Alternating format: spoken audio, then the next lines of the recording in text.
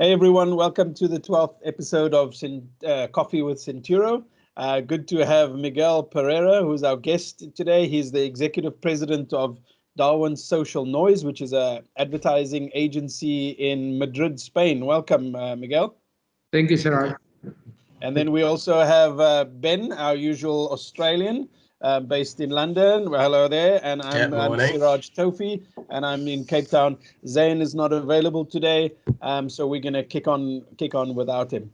So as per the normal format here, Miguel, and you'll get it quite quickly, we just throw out some things we're talking about and we see where it goes. So a story that caught my interest was there's a new electric car brand called Arrival, and I'm not sure they're starting out. They've been around for a while. They've got some investment, and what caught my attention is maybe it's just because he wants to be different to Elon Musk, but the founder Denis Sverdlov,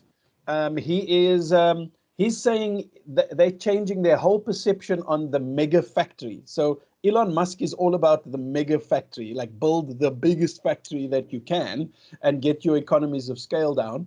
And Dennis is saying that he wants to do smaller factories all over the place, almost like a McDonald's place where we will have enough for when you're going. So they've actually started building their factories, one in the UK, one in the United States, but a lot smaller and a lot more compact and fit for purpose when it comes to that.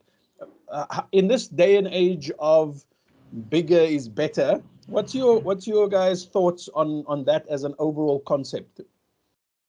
I mean, I'd be quite interested to understand how much of it's going to be automated and so forth as well, right? And are these factories doing everything, or are small factories that do one part of the process, like build the batteries in this factory, then ship it to here? No, look, they're not that small. They're going to cost $50 million, right? Yeah. So and he's calling it a micro factory, and each one will be able to produce 10,000 vans and 1,000 buses a year. So it's not small. It's just not. It's not mega. Mega. It's not mega. Yeah, I'm assuming they've obviously run the numbers to figure out where they, does it still work out within an economy of scale? But I mean, we're obviously in an age of diversification and spreading out your assets and so forth. If one mega factory goes down, what's that impact your production? Whereas if you have 10 factories, 15 factories, and one goes down, you've got the others, right? So I think it probably makes sense from that point of view. I'd be really interested to understand if they've figured out, because surely then I don't know, just the multiplying of factories seems like it just must have more costs than one big one, but I suppose it must be costs in having one massive bit of land and so forth as well. I think it's surprising because that's a sector, that's an industry with very high fixed costs. That you need to break even, you need economies of scale usually. I'm sure, like Ben said, they run their numbers, but I think it's a surprising announcement, that model. I wonder if that will have an impact on the price of the cars, and they look for a different angle in marketing the cars somewhere else other than the price, because having small factories and more factories, like Ben said, it sounds like it's going to be more costly. Yeah. At the end of the day. But surely more expertise distributed around as well. You've got one really good person leading the factory, or two in one big factory, versus you need 10 really good managers to run 10 factories at 10 high manager salaries and so forth. Again, I'm assuming a bigger factory still needs more people and more high level. Not one person can run a whole mega factory, but yeah. It's interesting. And again, maybe it's also a lot of media because he's also saying he's going to be able to bring his costs down. So he's going to be the vehicles are going to be a lot more cost effective. They're making it lighter. They're making the battery more efficient. It's a bit early days for him. But my hook here for you, Miguel, is how do you think the similar kind of thinking is changing in the advertising world? Because I think if we look back 10 years ago, there were the massive big ad agencies in every country, right? You had massive. We're talking about big ad agencies that did everything. Right. And is that model broken? Is the big ad agency thing broken? And are we much more efficient with the smaller agencies? Well, I think the model, Sarai, is definitely breaking up because there is, in the last 10 years, we've seen a fragmentation of areas of expertise related to advertising and marketing, which was created the need for smaller entities, whether it's freelancers or companies, to provide those services. And big companies can't take it all, because taking it all means taking all the risks that come along with having all that expertise in-house. Yeah. So in the last few years, we've seen smaller shops and smaller units of talent popping up everywhere in smaller areas of expertise that yet were very important in the creative process. Yep. And I think that has made it easier for smaller agencies to break through and have access to clients where usually only the big multinational, the big flagships would have access to. Right now, I think the issue, the new challenge that comes along with that is that who's going to supervise all these hundreds or thousands of different areas of expertise? So there's this new figure of like you have your main doctor in the family that then refers you to the specialist. You need that figure in the marketing department, whether it's in-house or outsourced. You need someone that oversees the overall strategy, the umbrella strategy, and decides where to put your money and your efforts. Yeah. But the model is definitely breaking up and is going through big changes in the advertising industry. Ben loves it when I tie things together. Tesla's just reported a 5th straight quarter of profits. They're actually really doing well. So maybe that answers the whole question. Until arrival they have arrived, and they can kind of say that they've done that. Then it's another thing. But Tesla has posted this last quarter profit of $311 million, and that is 5 quarters in a row in an age where motor manufacturers are really battling as well. Yeah. Well, maybe that has to do with the fact that Tesla is more based on back orders. Maybe those are sales that were back order from before first quarter, as opposed to other manufacturers that are more on the quarter sort of sales process. You're right, because the article did say that they've made the profits, but they're struggling to get all the cars out. They can't physically manufacture them. That's been his problem for a while, hasn't it? Actually meeting the production levels he said he would meet. But isn't that the fascinating thing, is that if you've got a product that's good enough, people just ignore the things of I want it now. They can, if it's really desirable, I'll wait a few months for it because I actually want that vehicle. Right. I mean, we've in South Africa, one of my friends have put a deposit down for the first Tesla in South Africa to be one of the first people with a Tesla, but there's no plan to launch here. We can't even have electricity up 24 hours a day. We've got it's a major problem. Yet people are already putting down, and I think that's got so much to do with the marketing and the product itself is good, but they create the demand. We once again at the club where you're keeping the little rope and stopping people coming in. They're creating the desire. Yeah, it's a great thing to show for business, obviously, and especially where startups and so forth start building up a lot of hype before they even get the product out.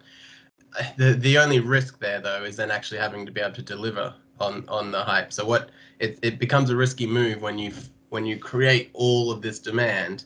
Can you then supply, especially in a very physical, a hardware-based industry? So obviously, when we're talking about marketing and the big guys breaking up, that's in a service industry where a small team can, especially obviously now with technology, which would have brought that about, beforehand you would have had to know the right people in the newspaper, get your ads in there, the right people at the TV station.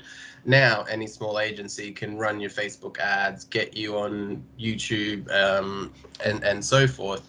Whereas in the hardware space, you still need that economy of scale, as we were saying. So it's more difficult for someone to necessarily maybe distribute that out to little guys. We're not going to have little small car shops, or that where someone just creates 100 cars a year or something, and that's their own brand of car or something. It's a very different space. So it'd be interesting. Obviously, that's part of the pressure has been him, Elon Musk, that is fulfilling the demand. So it's risky. It's obviously great to show, but where's that point where a new competitor comes in? What was we spoke about it last week. There's another Lucid Air, yeah. Lucid Air is another electric car that's coming out that looks amazing. They're really scaling quite quickly. I think as soon as he has really good competition, then that's going to become a real problem. Yeah, especially as you said, if you don't have to wait. If I can go get a Lucid Air or an Arrival before I can get a Tesla, then all of a sudden his dominance in the market obviously drops off, and while he's there trying to fill back orders, I'll just pop down to the Arrival car shop. I mean, there won't be a car shop. That's even that's a bit outdated these days. I'll just buy it online and someone will drive to my door, hopefully. It'll drive itself. It'll drive itself. It'll drive itself.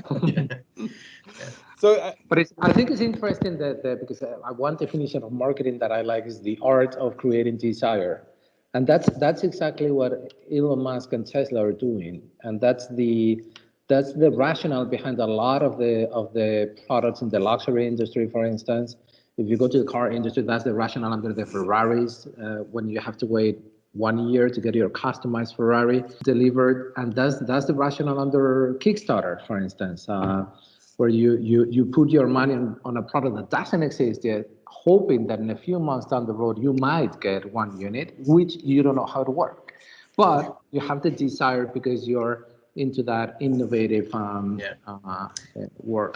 I was trying to think of why the idea of building up too much demand and then not being able to meet the supply came, and it's Kickstarter. I couldn't connect it, and you reminded me. There's a lot of cases of that where people have gone really successful, but then just not had the infrastructure to actually deliver because they didn't expect 5,000 people to buy their product, and they're like, crap, it's me and my mate in my garage, I can't create all this product, and then they fall over and they go and they lose all the money, and all the people are a bit screwed over from the Kickstarter and so forth. So yeah, I think that's what I was connecting. It is a great segue, but according to the World Economic Forum, by the year 2025, 50% of jobs will be done by robots in factories. We're talking about the loss of 20 million factory jobs.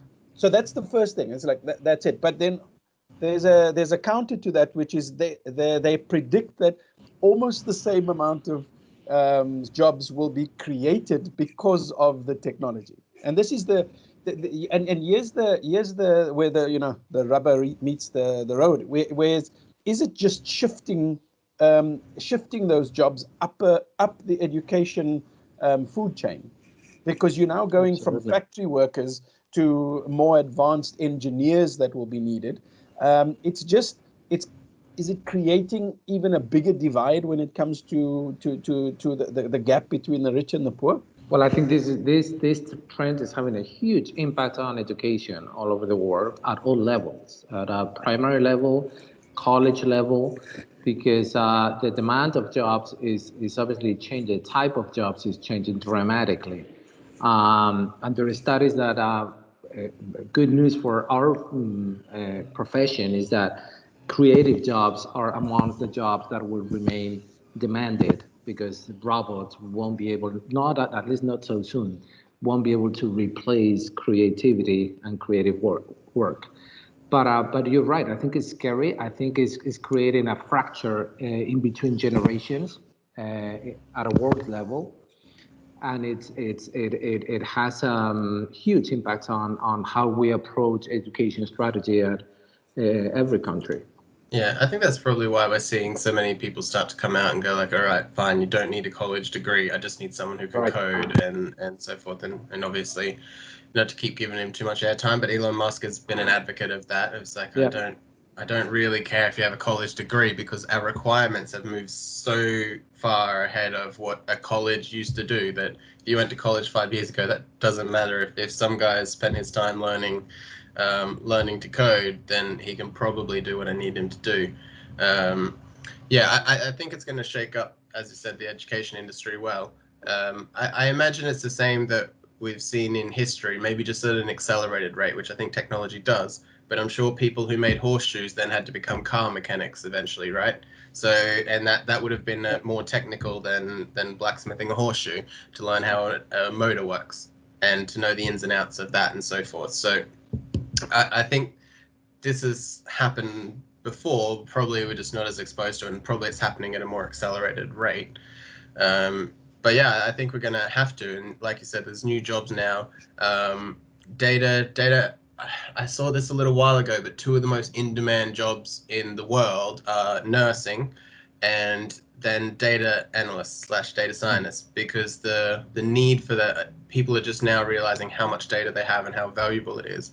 Every company is going to need a data analyst on their team, or a company doing it for them, like having a third-party marketing firm. So if you want job security in the future, go get into some data analytics. I think it's coming, or like put your kids into it or something, because that's everyone's going to have those in the future. And what data analytics of the nursing practice, then you're Yeah. really there, right? Yeah, So, exactly. So, but I'm interested, how do you think the fact that if the impact socially on our social dynamics, because what I'm finding as well is back in the day, so in my parents' days, they would leave, they would either do just their high schooling, or even sometimes drop out earlier to start working because they needed to, and then they were independent and married by 21, for example. Yeah. But as the demand for higher skills come in, the longer your kids have to stay at home, right? Yeah. And the more debt you're getting into it, and is it shifting that socially, that we just, the average age of the person leaving the household is going to be older, and how does that impact on everything else?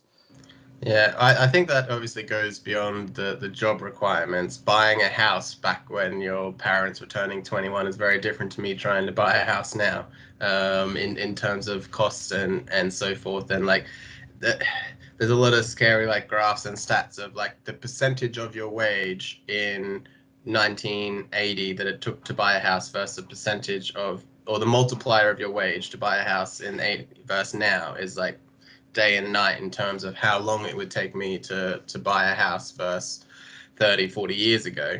And that has gone up way higher than wages have gone up and so forth. So you have to get into the higher skill demands.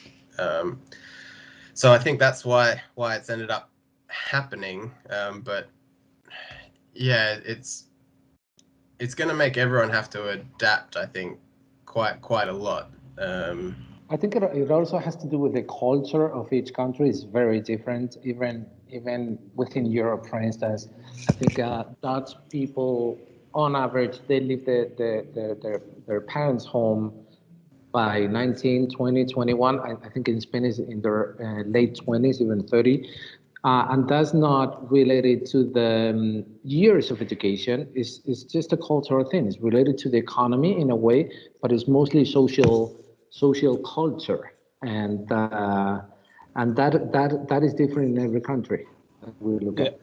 Yeah, and I think even I read something about in China, because of the one kid policy for a while, and the amount of space available in China, you have multiple generations living in one household. So you have the great grandmother, the grandmother, the mother, the parent, and the one kid all living in the same house, and that impacts again how the dynamics in the house is, and that's why they got to the stage very quickly where everyone was on on their own device to watch what the program they wanted, because before that happened, we all had to sit there and watch what great-grandmother wanted, because she's still the one that makes the decision on the TV, and everyone else is going, really, No, do I it's have not to the watch TV. this? It's the TV because there was no remote control. Oh, there was no remote.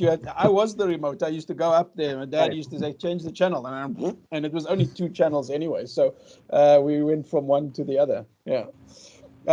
In something really not connected at all.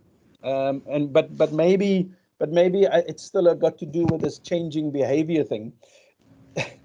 There's 2 stories that I saw, and they're linked.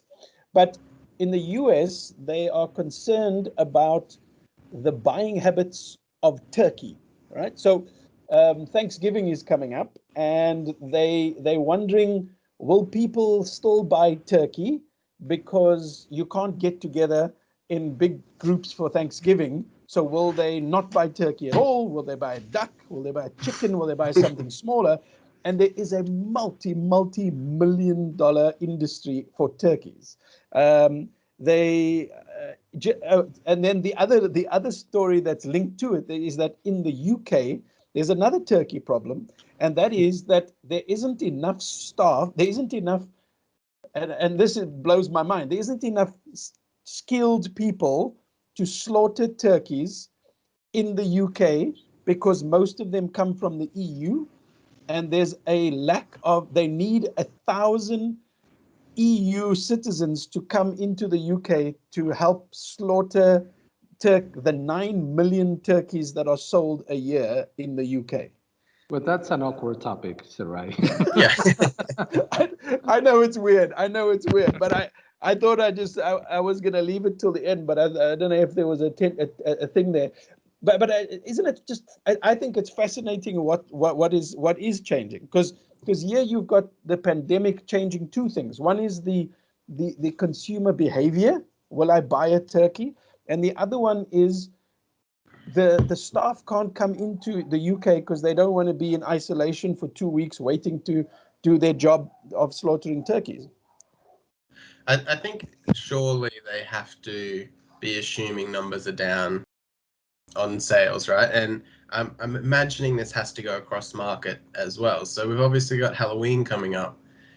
If people shouldn't be out walking around handing kids candy all night, then what is the candy industry going to get hit by? Because every household is not going out to buy their. I mean, we don't really do it here, but obviously I'm thinking in the States, where if the stereotypes are correct and they will have a big bowl of candy ready for the kids to come, if every household doesn't need a bowl of candy now, how many households of candy is that they're not going to sell, and so forth? So I imagine we'll probably run into a similar situation in different places, but I have to assume they're reducing their they're like hedging their bet and reducing their numbers of output, because families will still purchase turkeys, right? And some of them will just be like, no, this is what we do on Thanksgiving. We're having turkey. It'd be rude to have duck. It'd be rude to have chicken. I've still got a family of 4 between, within the parents and kids and so forth. So we're just going to have a lot of turkey. And yeah, but they have to be planning for the worst. And I guess if you plan for 75% and it turns out there was only a 10% dip, at least you've sold all your 75%, right? I don't know how the math on that works, but if you're better to plan low and sell all of it, right, rather than to try and predict the market. But that is happening with so many industries. I mean, the pandemic and people staying home, you change your consuming habits, and that has an impact in not just Turkey. I mean, this just once a year, but the restaurants, the leisure venues, everything. I mean, if I have a friend who owns 7 restaurants in Madrid, they're suffering like hell. If I tell her this problem about the turkey, she'll go like, "Are you nuts? Turkey is once a year. I suffer this every day because of the pandemic." Yeah. So this is terrible, and we have to adjust our mindset on our business models and get used to it. Yeah, that's what I was just going to say. What's the business model they have to pivot to? Home delivered turkeys, or can you buy half a turkey and get it delivered or something? Maybe that's kind of how to slaughter turkey videos on YouTube. Yeah, Yeah, or you get a kit sent over with a turkey and a knife and a mask with them. Yeah. If anything, maybe that's where automation needs to come in. Exactly. Yeah.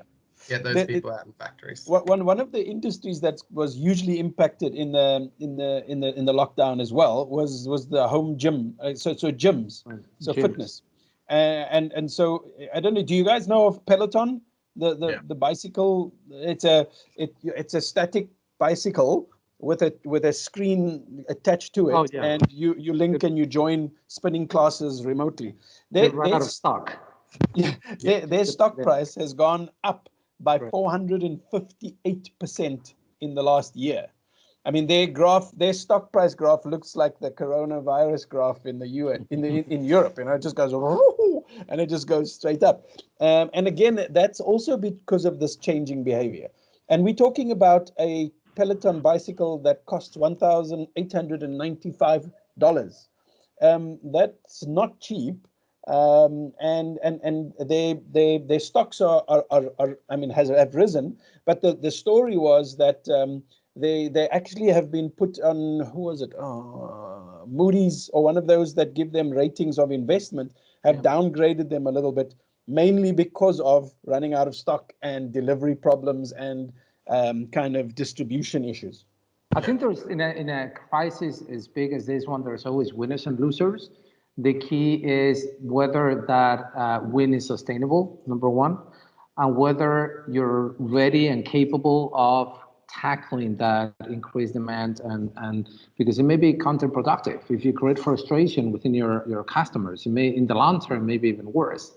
If you have a spike in sales and then you don't deliver and then you go back. I think at the beginning of the pandemic, I got our management team together. And we said, okay, guys, this is really, really bad, and this is really drastic, but I'm sure there is opportunities lying behind this. We have to make an effort to think beyond the crisis and try to see what businesses, what industries, what sectors are going to be the winners of this, and try to approach those industries. Well, it wasn't an easy exercise, but one of the clear winners was anything you consume in the household, especially food, because you're going to be locked down for months, literally. So your consumption of food in the household will increase. So those industries have been benefiting from this situation. Or anything that is home delivered. Amazon has increased by, I don't know how much, their sales in Spain during the pandemic. There's always winners and losers. Yeah. I think what you said, Miguel, is correct in terms of making it sustainable, because the problem would be if Peloton now goes out and sets up a new factory to meet the demand, and then everything opens back up and people go, God, I want to get out of my house and go get an actual bike or go to the gym again, then they're going to have a factory that's unnecessary. So they'd almost be better off staying the course a little bit maybe and letting the demand build up, but create maybe a system of creating a backlog and going, it's a bit more exclusive, but this is when you'll get your bike, and this is we're going to adapt to it in some level. Obviously your investors aren't going to want you to be turning stuff away, but think long term instead of just panicking and trying to counter it. Obviously if you can do it in a right way of just a bit of adaptation, then of course try and fill the demand. But I think you're right, making sure it's sustainable, because I feel like I heard Peloton were a little bit shaky before some of this stuff was happening as well. And so obviously, like I said, some companies have kind of been saved a little bit by this. So I imagine there were food delivery companies who were trying to compete with Uber Eats and so forth, and have maybe had a bit of a bounce back. But again, is it sustainable? It'll also be interesting to see when more competitors start moving to this market. So I've even seen that a popular little side job for people to start doing is setting home gyms up for people. So set up a little company and get the equipment together, and someone will just pay you to basically come and put in some padding, put in the equipment. That's smart. So I think there'll be lots of people also shifting to this market now and adapting, right? So if you were first one in and you're Peloton and you just happen to be set up in the right way, or you're Zoom, you're the front runner that everyone had to go to you, but now people will start competing, Teams is popping in. So yeah, I think they need to take some defensive measures as well, basically, to help them be sustainable, account for competitors coming into the market. I've seen one of the new things that's popped up is a mirror. I think it's called Mirror, but behind it is like a screen, and it shows you the workout in the mirror itself, so you can watch the person do the workout, and then you can see yourself copy it. And I think that's like $2,500 or something American. So it's up there in that exclusive range. But then that's again bringing a different type of home gym experience. So things will start happening in the market. So I think you still need to be wary while you're adapting to this temporary spike. Well, hopefully it's very temporary. I'm not sure how it is in other countries. I saw some in South Africa. We've got during the pandemic a spike in company registrations. So people are registering businesses at a much higher rate than they normally are. And I think it's based on two things. One is their permanent jobs are under threat. So they kind of having to start their own business or legitimize their side hustle. And then the other thing to it as well is that a lot of the austerity issue, not the what do you call it? The COVID kind of subsidies and things were for registered companies. You needed to be officially registered, and I think there's also a bit of a spike in that. And it'll be interesting to see if again, of all of these new businesses that are starting out, how many of them are sustainable, how many of them will stick around. Yeah. Miguel, just one quick thing related to Spain here is that the tourism industry was down by 75% this year. And as South Africa, as we approach summer, we're really worried that ours will be down as well. We are a big tourism destination for America, UK, Germany, and especially, but also the rest of Europe, and all of those countries are not allowed to fly in here. Are you feeling it within the industry that the tourism, you've now just had your summer? Are you seeing many businesses that have shut and needing to pivot? It's been terrible. It's a nightmare in the Spanish economy because we're very exposed to tourism. I told you before the conversation, we were the second largest country in the world in terms of receiving visitors. I think we got something like 80-something million visitors last year, right after France. Tourism accounts for about 12% of our GNP, 12%. That's huge. Imagine a drop in 75% in that volume is a direct impact on the economy. It's a huge hit on the economy, especially concentrated in the touristic areas, especially along the coast in Andalusia, Canary Islands. In Canary Islands is way more than 12% the impact on the local economy. So I think the surveys show that after the first outbreak of the pandemic, I think Spain is at least within Europe, the economy that suffered the most the pandemic. That took the hardest impact, and a big reason to that, other than failures in management and other social reasons, is because of the impact of the drop in tourism. It's huge, really sad. And I can imagine it's the same in other countries. I can imagine in France, in Greece, in Turkey, in southern Cape Town. I can imagine the local economy in Cape Town is suffering, and in other countries too. But we're very, very exposed to that in Spain. On a personal note, my sister, our family's always been in the tourism industry, and she runs what used to be the family business now, and it was bringing in international tourists to South Africa, but in big groups. And she lost all of that this year because just the big groups didn't come. But she has also needed to pivot, and something that we came up with an idea to set up a summer camp locally that we wanted to do 25 years ago. We're actually now doing it this year because we think that a lot of the people who would have traveled internationally will look for something to do with their kids locally, and there might be an upside from that. So that it really is in the same way that you said, you spoke to your management about keeping their eyes open and just looking for these opportunities. Sitting in a corner, sucking your thumb, hoping that the world that's going to go by is just not an option. It's a constant kind of pivot and take advantage of it. Yeah, I think that's smart, because that was my question was going to be around do you think it will bounce back fast or slowly? Because I think companies should start to plan for those or should be having those discussions, right? So is there a pent-up demand to travel? And just because things open back up, will it happen? So say tomorrow there's a vaccine and we can all start taking it, and then the countries go, cool, yeah, come back. You were happy to have you. Do you think all of a sudden everyone goes, well, I've not traveled, I've got my money saved up, boom, I'm off to Spain, I'm off to South Africa? Or do you think people are going to be, I'll just wait a little while and see what happens, and then your tourism goes back up, but it doesn't go back up 75%, goes back up 30%, and Right. then have the businesses assumed they'll go back to normal and not planned for a slow increase? Or how do you think that will look? I think it won't be a V-shaped curve, the recovery. I think we won't go back to the levels of last year. I think even before the pandemic, there was a social trend about consciousness on the impact of your traveling. I think I read some data showing that Swedish people, for instance, last year was the first year in the last 20, 30 years where they dropped their travel abroad for summer because of the consciousness about the environment, and consciousness about flying and your carbon footprint, etc.